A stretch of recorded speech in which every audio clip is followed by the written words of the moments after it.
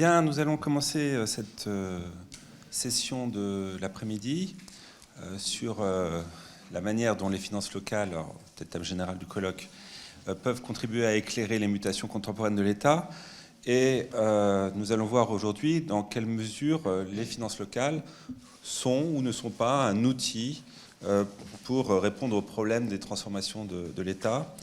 Et avec un titre pour cette séance un petit peu provoquant, est-ce que les axes de réforme qui sont généralement annoncés ou sur lesquels on travaille ne constituent pas autant de fausses pistes? Donc, nous allons voir successivement la question de l'autonomie fiscale, avec l'exemple belge qui va à nouveau nous faire réfléchir avec Max Bourgeois, la question de la contractualisation, les rapports entre État et collectivités territoriales, et enfin la question de la territorialisation de l'action de l'État, avec l'exemple de la crise sanitaire dont nous parlera Jean-François Calmette. Et comme le temps nous est compté, je passe dès à présent la parole à Marc Bourgeois.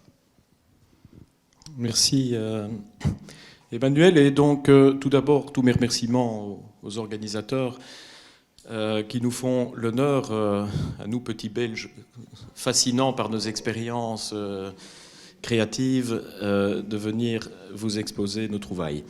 Alors, donc le thème du colloque porte essentiellement sur les collectivités locales, mais on a déjà pu constater que le concept même de collectivité locale était un concept à plusieurs facettes et qui nécessitait une définition préalable. Et alors, moi, pour ma part, après les exposés de Maxime Huoda et de Benoît Bayonnet sur les entités fédérées belges, les régions et les communautés qui ont été mises en place depuis les années 70 en Belgique, moi, je vais vous parler plutôt des collectivités locales traditionnelles que sont les communes et les provinces, puisque au départ, la Belgique, au moment de son indépendance, était un État unitaire décentralisé, qui se composait donc de l'État national, mais aussi des entités locales décentralisées, placées sous le contrôle de tutelle de l'autorité nationale, à savoir les communes et les provinces. Et ça, c'est le modèle tout à fait traditionnel de la Belgique, inspiré d'ailleurs du modèle hollandais dont nous venions de nous séparer. Et alors, ce qui est tout à fait intéressant, c'est que ce modèle perdure. Donc, nous avons toujours des communes et des provinces, qui sont les subdivisions territoriales et des collectivités politiques locales au sens strict en Belgique. Mais alors, évidemment, au fil du temps et au fur et à mesure de l'ajout des entités fédérées, les régions et les communautés, ce modèle a connu évidemment quelques aménagements, mais avec néanmoins une capacité de résistance, en fonction de la tradition mise en place en 1831, une capacité de résistance intéressante. Alors, à la naissance de l'État belge, en 1831, il y avait 2739 communes en Belgique.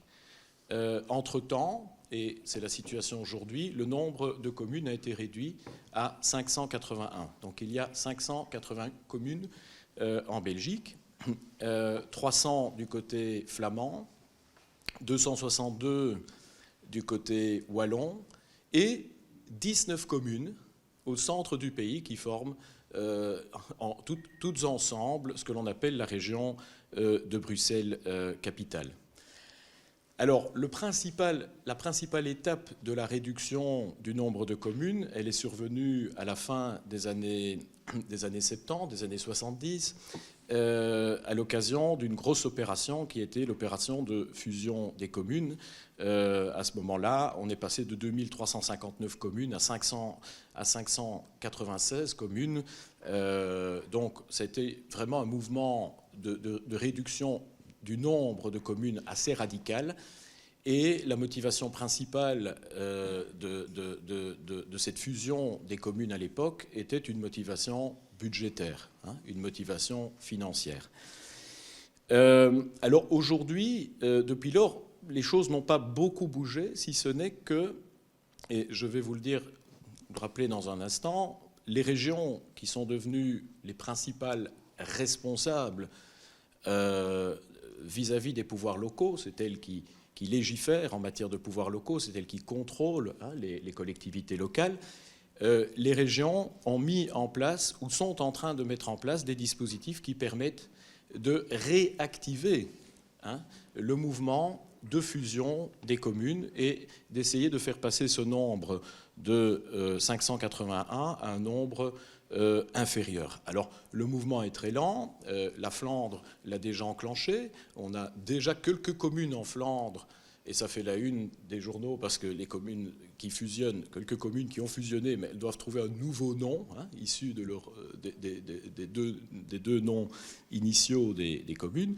Donc, la Flandre a relancé ce mouvement qui est lent, et la région wallonne, pour sa part, a adopté un dispositif décrétal. Donc les régions adoptent des décrets qui ont la même force qu'une loi. On les appelle des décrets ou des ordonnances pour Bruxelles. C'est complexe. Mais la région wallonne a adopté un décret qui fixe le cadre législatif pour des fusions. Alors systématiquement, quand il y a fusion aujourd'hui, ce n'est plus une fusion imposée, mais on est passé à l'ère des fusions volontaires, c'est-à-dire des fusions qui sont laissées à la libre appréciation des communes concernées. Elles peuvent le faire. Si elles ne le font pas, rien ne change, mais si elles le font, elles ont une récompense financière. Par exemple, en Flandre, le gouvernement flamand va reprendre une partie de la dette des communes concernées. Du côté wallon, on parle aussi d'une reprise de la dette à laquelle s'ajouterait un bonus financier. Alors donc, indépendance de la Belgique, en 1831, on met en place les communes et les provinces.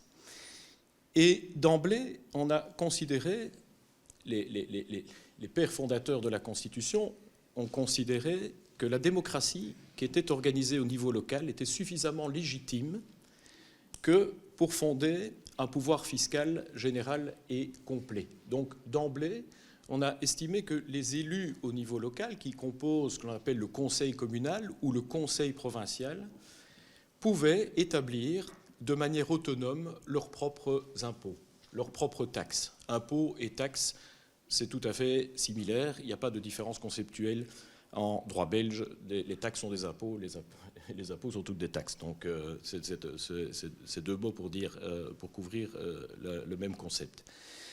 Et donc, les communes et les provinces peuvent se financer à l'aide de leurs propres impôts. La seule chose, c'est que, comme tout acte pris par une commune ou par une province, les règlements qui mettent en place les impôts sont contrôlables par l'autorité supérieure. Alors à l'époque, c'était l'autorité nationale, aujourd'hui ce sont les régions. Contrôlables par l'autorité supérieure dans le cadre de ce qu'on appelle le contrôle de tutelle, et à l'occasion duquel l'autorité supérieure vérifie si les règlements communaux ou provinciaux sont conformes à la loi, et d'autre part, s'ils satisfont l'intérêt général, s'ils ne blessent pas l'intérêt général, pour employer l'expression habituelle.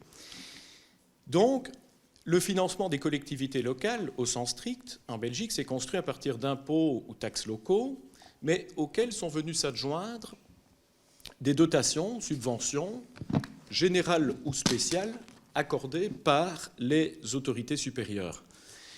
Et alors, pendant toute l'histoire de la Belgique unitaire, c'est-à-dire entre 1831 jusqu'à 1970, on a vraiment constaté un mouvement de balancier entre les ressources fiscales propres perçues par les communes et les provinces d'une part, et ces dotations, ces financements provenant de l'autorité supérieure, qu'on va qualifier très vite de fonds des communes ou fonds des provinces, et qui sont donc des enveloppes financières qui sont accordées par l'autorité supérieure aux collectivités locales pour soit exécuter des missions spécifiques qui leur sont déléguées, soit tout simplement remplir leurs missions d'intérêt communal ou d'intérêt provincial. Ce sont alors les dotations plus générales. On a assisté à un mouvement de balancier parce que dans certaines périodes de l'histoire, l'autorité supérieure estimait que si les communes ou provinces voulaient mener des actions, elles devaient le faire sur la base de leur fiscalité propre, puisqu'elles avaient l'instrument fiscal et leur démocratie au niveau local. À d'autres moments, l'autorité supérieure estimait que des taxes devaient être mieux perçues et plus efficacement ou plus justement perçues au niveau central, et donc l'autorité supérieure reprenait ces taxes à son compte, ces impôts à son compte, et en compensation, comme on l'a déjà entendu à plusieurs reprises ici, en compensation d'augmenter, majorer le fonds des communes ou le fonds des provinces. Et puis surviennent les premières réformes institutionnelles à partir du début des années 70, et surtout les années 80, les années 90, les années 2000. Peu à peu, donc les régions et communautés sont mises en place. Tout d'abord, elles vont être dotées, constitutionnellement parlant, d'une autonomie fiscale. Donc dès 1980, on se pose la question de savoir s'il ne va pas y avoir trop de niveaux de pouvoir, trop de collectivités politiques susceptibles de percevoir les impôts. Est-ce que cela ne va pas créer une anarchie fiscale? Alors à ce moment-là, on prend deux décisions. La première, c'est que dans la Constitution, on dit qu'il faut qu'il y ait un arbitre qui coordonne l'ensemble de cette fiscalité. Cet arbitre, ce sera l'autorité fédérale, l'autorité nationale. Et cette autorité-là pourra prendre des normes, par une norme ayant valeur de loi, pourra adopter des exceptions à l'autonomie fiscale des communes et des provinces. Donc déjà, il y aura un arbitre qui dira à un moment donné aux communes ou aux provinces, vous ne pouvez pas taxer ça ou vous ne pouvez pas taxer tel type de redevable. Et d'autre part, est-ce qu'il n'y a pas un niveau de pouvoir en trop? Et donc, on a créé en 1980, qui est habilité à percevoir l'impôt. Donc en 1980, on a fixé le dispositif, 1980 à 1983, on a fixé le dispositif permettant de supprimer l'autonomie fiscale des provinces. Mais ce dispositif a été adopté sur le papier, mais ne s'est jamais matérialisé dans le fonctionnement des provinces, de manière telle que la fiscalité provinciale a été maintenue parce que pour que cette suppression de l'autonomie fiscale provinciale puisse se concrétiser, il fallait que l'ensemble des autorités belges s'accordent pour un financement compensatoire, et il n'y a jamais eu d'accord sur un financement compensatoire. Donc les provinces ont conservé leurs compétences.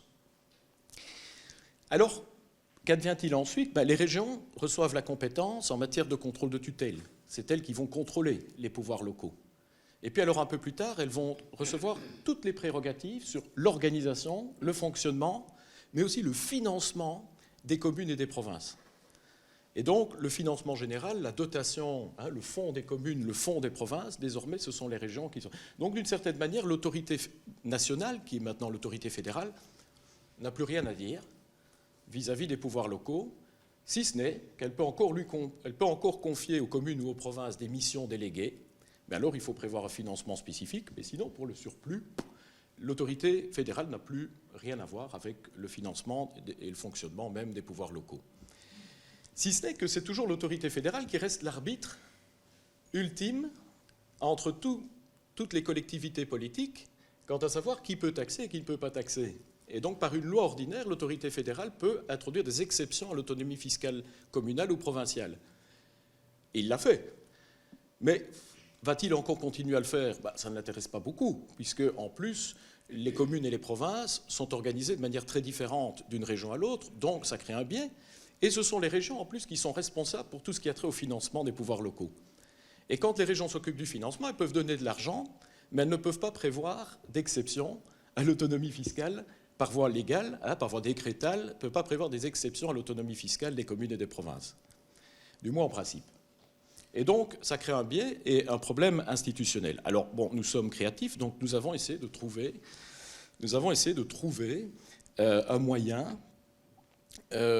pour les régions de compléter, si je puis dire, leurs prérogatives en matière de financement des communes et des provinces par des dispositifs qui permettraient de réguler la fiscalité locale. Par exemple, la région wallonne a voulu faire la paix fiscale, c'est-à-dire essayer de reprendre certains éléments de fiscalité des communes et des provinces à son compte, de taxer elles-mêmes, ou alors de faire supprimer des taxes, par exemple, qui étaient considérées comme étant anti-économiques. Mais le problème, c'est qu'il y a eu plusieurs recours en justice à ce propos, et qui étaient fondés sur le fait que, normalement, seule l'autorité fédérale peut prévoir des exceptions à l'autonomie fiscale des communes et des provinces. Donc on a alors essayé de mettre en place la formule de contractualisation. En région wallonne, on n'a pas dit que c'était un contrat. À Bruxelles, on a dit que c'était un contrat. Mais c'est un contrat, mais pas au sens du Code civil. Parce que si c'est un contrat au sens du Code civil, alors on peut introduire des actions en justice devant le tribunal civil si le contrat n'est pas respecté. Et ça, ce n'est pas possible. Donc c'est un faux contrat. Mais par contre, c'est un élément par lequel on dit on va vous donner de l'argent, puisque vous avez besoin d'argent, mais on fixe des conditions et qui sont en lien avec l'autonomie fiscale et l'exercice de votre autonomie fiscale. Et donc on leur dit bon, si vous n'utilisez pas, par exemple, pleinement votre autonomie fiscale au niveau communal ou provincial, eh bien on va vous donner moins d'argent. Si vous l'utilisez pleinement et que vous avez encore des besoins, alors là on va vous donner un peu plus d'argent. Et donc on va essayer de moduler et de voir d'utiliser cette compétence en matière de financement pour réguler indirectement, sans dire qu'on la régule, l'autonomie fiscale des communes et des provinces.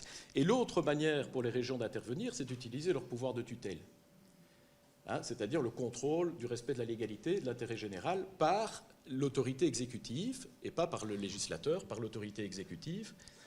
Mais alors, de ce point de vue-là,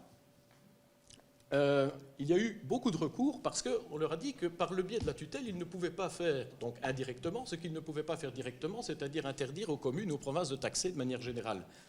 Et donc, les régions adoptent des circulaires en disant voilà un taux maximum, voilà, nous aimerions que vous ne dépassiez pas ce taux, mais nous analyserons quand même votre situation si vous le dépassez au cas par cas. Et ce n'est pas une norme générale, évidemment, nous ne vous l'imposerons pas, nous vous la recommandons chaudement, mais vous risquez à un moment donné que l'on considère que vos impôts blessent l'intérêt général. Mais nous le ferons au cas par cas, parce que nous ne pouvons pas vous donner une norme générale et abstraite. Et alors, dernier point, si vous le permettez, j'en ai pour 1 minute, Monsieur le Président. Il y a 3 éléments de fiscalité au niveau communal qui sont importants. Alors, juste en termes, plus de 50% des ressources des communes sont des ressources fiscales propres. Plus de 50%, donc les dotations sont inférieures à 50%. Et dans les recettes fiscales, 80% consistent en des additionnels sur des impôts, soit fédéraux, l'impôt des personnes physiques, soit régionaux, le précompte immobilier, qui est un peu l'équivalent de la taxe foncière. Le précompte immobilier qui se calcule sur un revenu cadastral qui date de 1975. Donc c'est une base d'imposition arbitraire qui est très régulièrement critiquée. On a fait un rapport avec Benoît pour le Parlement wallon pour essayer de modifier cette base. Et alors ce n'est que 20% de ces recettes fiscales qui ne sont pas des additionnels qui s'adossent à un autre impôt, mais qui sont des taxes locales propres qui sont créées en toute solitude, si je puis dire, par chacune des communes ou des provinces, avec le risque juste du contrôle de tutelle. Et alors, c'est un point final qui pourrait peut-être susciter la discussion. Aujourd'hui, par exemple, au tribunal de première instance de Liège, qui est donc les juridictions judiciaires chez nous sont en charge de tout le contentieux fiscal, donc il n'y a pas de tribunaux administratifs, ce sont vraiment les juridictions. Si, il y a le Conseil d'État, mais le Conseil d'État ne statue que c'est le recours en annulation, c'est-à-dire les recours objectifs à l'encontre des règlements, mais pour tout le contentieux subjectif en matière fiscale, sur les droits et obligations du contribuable, ce sont les juridictions judiciaires qui sont en charge de les trancher. Le tribunal de première instance de Liège, plus de 50% de son contentieux en matière fiscale, toutes questions fiscales confondues, c'est de la fiscalité locale. Ce sont des taxes locales. Et donc, c'est des impôts qui posent énormément de problèmes et qui engendrent un coût énorme en matière de contentieux. Je vous remercie pour votre attention.